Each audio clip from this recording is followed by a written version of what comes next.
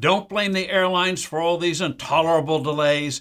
Blame the real villains, the FAA and the Washington politicians.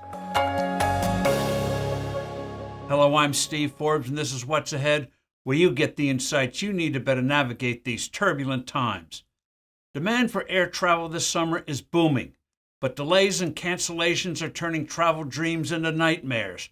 True, summer storms and airlines scrambling to catch up with the unexpected size of this urge to fly are hurting.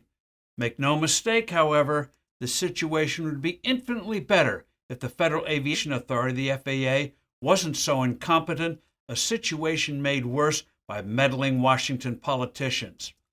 The FAA is suffering from serious staff shortages and has been for years, long before COVID. The Inspector General of the Department of Transportation lambasted the FAA's, quote, limited efforts to ensure adequate air traffic controller staffing, end quote. Staffing for the three major airports in the New York area, JFK, LaGuardia, and Newark, is only at 54% of the level it should be.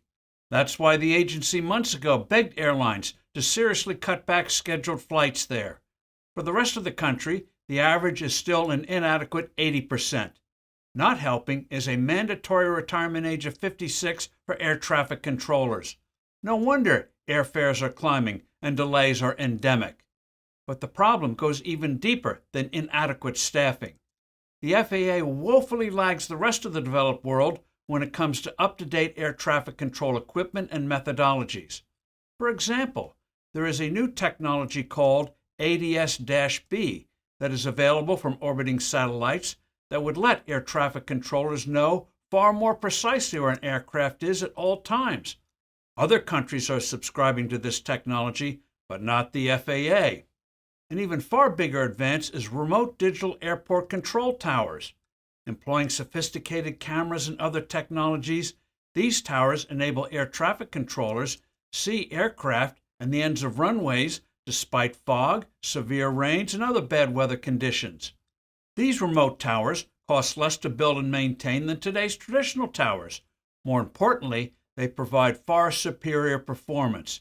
Yet, unlike a growing number of countries like Germany, the FAA here is dragging its feet.